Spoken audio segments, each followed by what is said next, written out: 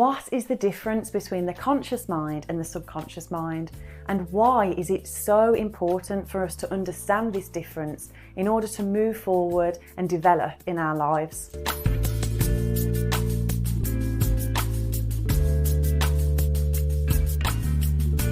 Hello, welcome to my channel. My name is Rosie. I'm a holistic coach, and today we're looking at the conscious and subconscious mind, and also looking at how hypnotherapy can really help support you in making the changes that you wish to make in your life.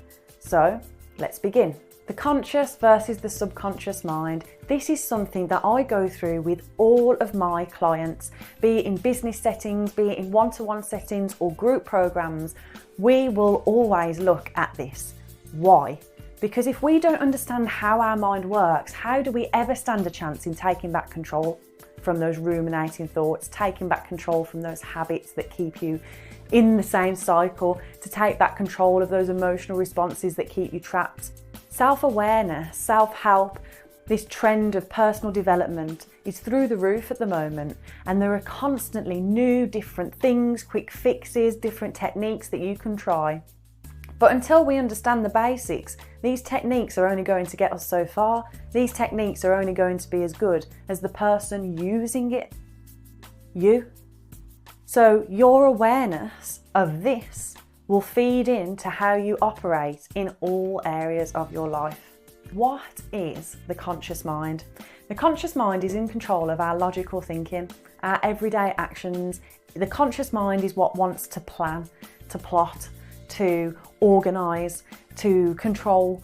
And the conscious mind would actually be the part of our mind that wants us to do something as part of the plan that it is making. So, for example, if we take stopping smoking cigarettes or stopping vaping, the conscious mind may be thinking, saying, planning to stop. It may be talking to us about how many negative side effects there are, about how we can plan to reduce how much we smoke, how much we vape in order to stop. That's the conscious mind. But with things like smoking and vaping, the subconscious mind is very, very, very much in play. Why? Because the subconscious mind manages our automatic behaviours and our habits. Smoking and vaping is a habit. It's something that a lot of the time we subconsciously, automatically do. This goes the same for feelings. Our ingrained beliefs, our emotional responses, our automatic behaviours and memories are all stored within the subconscious mind. So every single experience we have, we store away in the subconscious mind. And the subconscious mind then creates shortcuts based off these experiences so that we can be optimized in our performance. Why would we want to learn again and again and again when we can learn once and create a shortcut for it? We are always built to achieve optimum performance. We are human beings, and much like the animal kingdom, we are built to survive, right? The subconscious mind is creating shortcuts based off our experiences, our beliefs, our memories, our habits, our behaviours, our emotional responses, in order for us to be on optimum performance. Making sense so far? So if you vape or smoke and you have the conscious thought, the conscious plan to stop smoking or vaping, the subconscious mind can keep you trapped in the same cycle, because the subconscious is trying to keep you safe. That's all the subconscious wants to do. So we can sometimes logically want to experience a certain change, but the subconscious keeps us trapped. This is not an excuse to not make the change. This is for you to understand that when you are consciously trying to move in one direction, your subconscious will be pulling you back to keep you safe.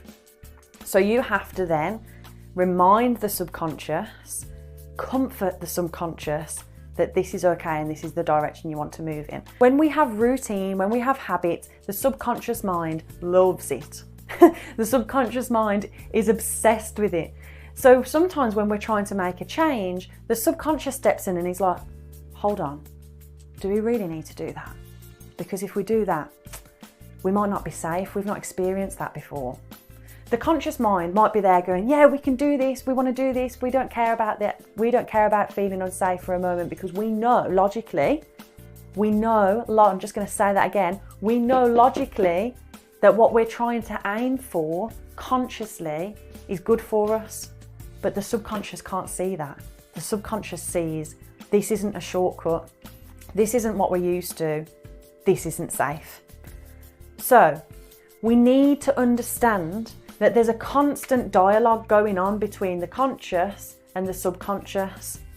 If they are not both singing off the same hymn sheet, so to speak, if they have both not got the same goal, the same will to change, the same understanding, then they're going to move in opposing directions. Your will and want from the conscious mind wants to lead you this way.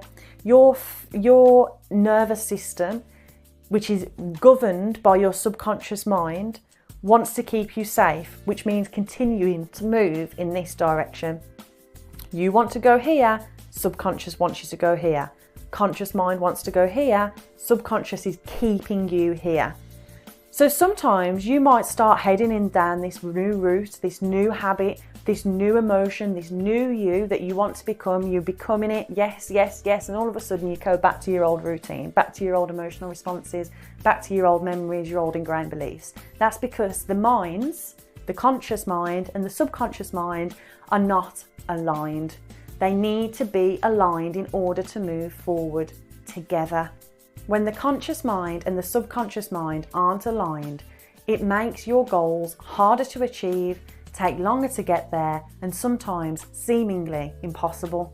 As soon as you start to address your beliefs, your habits, your emotional responses, and look at the shortcuts that you've made, then you can begin to understand how to get to your conscious goalpost.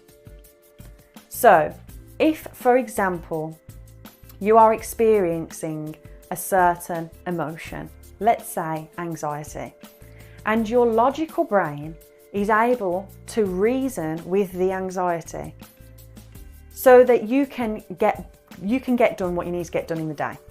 But when you have to do something new, that anxiety goes so high that the logical thinking goes out the window. That's because the subconscious has kicked in. Because when you've tried to do something new that's took you out of your comfort zone, the subconscious has gone, hold on a minute, we're not sure about that. Let's just stay where we're comfortable. Let's just stay where we know, where's familiar. The conscious mind wants to drive forward. The subconscious mind is going to keep you parked where it's safe. I have referenced on the board here that the conscious mind is the sympathetic state of the nervous system, the activated state. And then I've referenced that the subconscious mind is the parasympathetic state of the nervous system. Now, this isn't quite true, but how I'm going to explain it is just so you can understand how you can access these states. So for example, when you are thinking with your logical brain, planning, problem solving, you're very much in an active state. Your nervous system is activated. You have fight or flight, or you have rest and digest. This is fight or flight. Activated state is fight or flight. Rest and digest is parasympathetic state.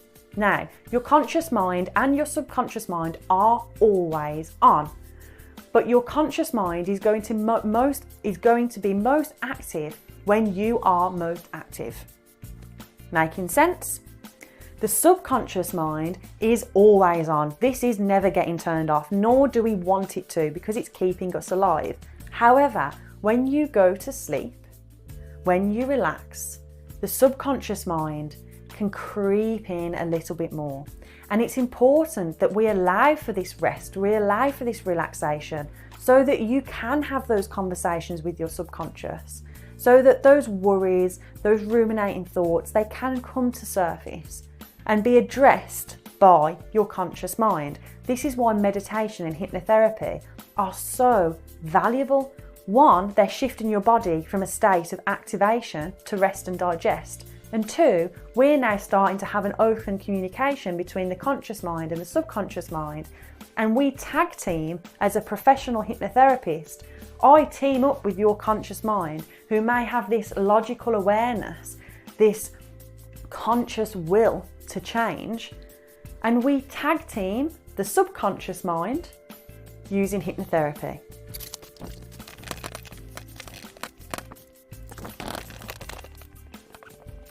Let's explore a little bit more about hypnotherapy and the subconscious mind.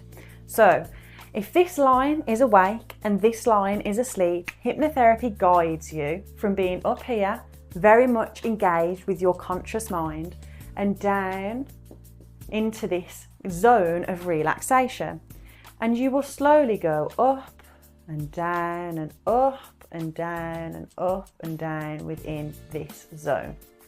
Now, let's say this line is meditation,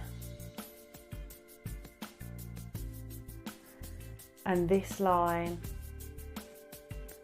is hypnotherapy.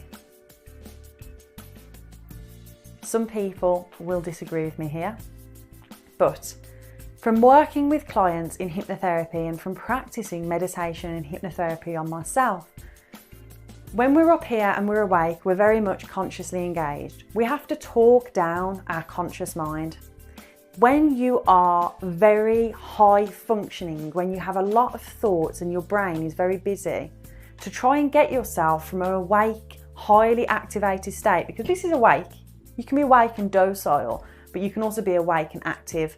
So really, most of the time when we're trying to relax, we're getting ourselves from an active state down to relaxation. This is a long way to travel, and most of the time we think we're just going to shoot straight down, and that doesn't happen. This is why people get frustrated and stop trying to meditate. What we need to understand, or what you need to understand, is how do you switch off your conscious mind? How do you turn down the volume on it so that you can relax? Now, this is why a lot of the time in our modern world, we have people who are very reliant on certain coping mechanisms to help them switch off, aka having a glass of wine, smoking a cigarette, even smoking cannabis, taking certain sleepy drugs to help you switch off at night to actually get to sleep. But this is a process we should do very naturally. The subconscious and the conscious mind, our body, our nervous system, every part of us knows we need to sleep, we want to sleep. So every night when we fall asleep, we hit the meditation zone, we hit the hypnotic zone, and we enter the sleep zone. And even through the night, we will come out of a deep sleep and into a lighter sleep, and so on. So much like going to sleep at night, hypnotherapy guides you down into this zone. The lines being dashed here is to represent that it's not a smooth process. The conscious mind will chip in and chip in and chip in, thoughts from the day, plans for the evening, plans for the week, things you need to do. Conscious mind, all we have to do is turn the volume down. And to do that, the best way to do that is to focus on something, be that a guided meditation, a guided hypnotherapy, or be it your breath, be it counting numbers. You may have heard that old wives' tale of people counting sheep to fall asleep. It's because they're giving their mind something to focus on, so the conscious mind can't keep jabbering away, keeping you awake, consciously alert. So in hypnotherapy, I or other hypnotherapists guide you down into this relaxation zone. And throughout the process, you will go up and down, up and down. Sometimes you may feel very much in the room, very much with me, listening to me, not as relaxed, and then all of a sudden you'll drift off into your own little dream world and you'll be following with me in a very relaxed state. Now, sometimes in hypnotherapy, it's not uncommon for someone to fall asleep. So because sometimes we fall asleep during hypnotherapy, we can end up having a little twitch or a jerk to bring us back to a waking state. Have you ever been lying in bed at night and you have a dream that you're falling, or you just suddenly wake up and your whole body jerks? This is called a hyperclonic jerk. And it is the brain's way of checking that you should be asleep in order to keep you safe. It's the subconscious kicking in, sending an electrical shock through your nervous system to jolt all of your muscles at the same time, just so you can go, oh, was I meant to be asleep then? Because no doubt if you were in your office or in a meeting and that jerk happened, you wouldn't fall asleep again after it would wake you up. But when it happens at night, we just, oh gosh, roll over and go back to sleep. The subconscious sends that signal through our body. I find it fascinating. Anyway, because sometimes in hypnotherapy we go a little bit too far into the sleepy zone, the hypertonic jerk can kick in. So it's not uncommon for you to twitch or have this jerk during a hypnotherapy session. So already we're understanding, firstly, we need to turn off the conscious mind in order to access the subconscious mind. Secondly, that means we need to relax. And by relaxing, we need to focus our awareness on something, being a voice and a guided meditation or hypnotherapy, being your breath, be it counting sheep. There are so many different meditation modalities out there for you to try these days, but meditation is all about focus. And that is why I believe meditation is this line here, because we're using focus to just switch off. With the goal of meditation is to just focus the mind enough so that the thoughts don't necessarily stop, but they don't take over. You become a blissful state, a peaceful state. The hypnotic state is much different. It becomes more of a lucid trance state. It becomes a little bit dreamy. In hypnotherapy, we use a lot of visualization. It gives the subconscious something to hook onto and map out in a way that your conscious mind can understand once you're awaking again. Hypnotherapy is very much a Western term. If we think back to many, many years ago, the term mindfulness and meditation wouldn't have been so well accepted within our society. So I believe psychologists, various professionals looked into the benefits of meditation and coined off it, creating the term hypnotherapy. Now, the difference between meditation and hypnotherapy is we can see the brain is a sponge during hypnotherapy, and we use that to our advantage. Meditation is just about focusing your mind to achieve a relaxed state, whereas hypnotherapy has the intention to go in and make changes. This is why you see hypnotherapy for stopping smoking, for building confidence, for reducing anxiety, and so on and so forth. It's because when you think back to the first table I had, the split screen, the conscious mind may want to do something the subconscious hasn't quite caught up. In hypnotherapy, we catch the subconscious mind up. In hypnotherapy sessions, I will say things to my client whilst they're in trance, such as, you told me that you no longer want to be an anxious person. And you know deep down, logically, that there's no need for you to be anxious in this situation, blah, blah, blah, blah, blah. So we take very specific experiences to yourself and integrate it into the script. That's what I do with my personalised hypnotherapy sessions anyway. You can have structured hypnotherapy sessions. I do group hypnotherapy sessions. This is where we just focus on relaxation or something very broad like building confidence. But really, the language that you use in your everyday should be the language that your hypnotherapist uses back to you. And that's why I do personalised sessions, because we need to speak in your language, not my language. So for example, I might say, I understand what you're saying. Someone else might say, I hear what you're saying. Someone else might say, I see what you mean. We've all just said exactly the same thing, but use language in a very different way. Therefore, it's important to understand how you work consciously and then speak to your subconscious in the way that your conscious works, if that makes any sense. So, hypnotherapy is achieving this line here just before falling asleep, a little bit deeper than meditation, and it is something we experience every time we fall asleep, every time we wake up. And if you've ever been driving or walking somewhere and all of a sudden you're like, oh gosh, I got here, that's because the subconscious has taken over. So even when you're in a conscious waking state, the subconscious will use any opportunity to come in and take over, because we're not giving it the space to take over. We're not creating these moments of rest where the subconscious can speak to us, can express its needs, its wants, its computing, let's say. So hypnotherapy is a very, very, very valuable tool in helping you achieve your goals, achieve the things that you've been trying to but not quite getting there. Really, the be all and end all is that hypnotherapy reprograms and rewires your mind. There is a little word called neuroplasticity that is floating around the wellness industry at the moment because it's a very important term to know. Neuroplasticity I will cover in a different video, but at a very basic level, when you experience something, your neurons fire and create a neural pathway, and that's how the subconscious creates those shortcuts. So when we want to have a new way of dealing with something, a new habit, a new belief, we have to create a new pathway, and then we have to make that pathway as deeply ingrained as the old. And hypnotherapy really supports that process. It supports the laying down of the foundations of the new path and the continuous treading down of the foundations of that new path, because neuroplasticity doesn't mean that we erase the old neural pathway. It's a focus on rebuilding a new neural pathway, and it's something that anyone and everyone does and will experience and can experience at their own intention. You choose to intentionally change your response to something and you will form your own neural pathway, which is in turn called neuroplasticity.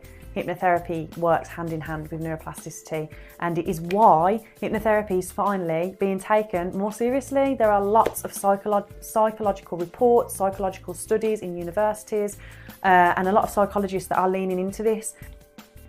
I actually have psychologists and counsellors who refer people to me when they have done all the work that they can do with the conscious mind and logicifying the reasoning behind feeling certain ways and logicifying the tools on how to cope day to day. Sometimes that's not enough. We still need to deal with the subconscious, and that's why I really stress that we should always deal with both. It's not one or the other. It should be both all the time, because that's how we work as a whole person.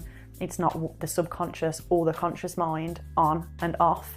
They are always on and working together. So hopefully you have a better understanding now of the conscious subconscious mind. Hopefully I've put to bed any stereotypes of hypnotherapy. It's not dancing like chickens. It's not swinging watches. It is very much achieving a deeply relaxed state in order to utilize that moment where your subconscious becomes a sponge so that you can complete your neuroplasticity, so you can create your new path. And so that brings me to the end of today's video. If you're interested in having hypnotherapy with me, then book a free consultation. Let's have a chat how I can help you move forward and achieve those goals, break those habits, and get your conscious and subconscious minds swimming in the same lane together. Thank you so much for tuning in, and join me next week for my next video. Take care.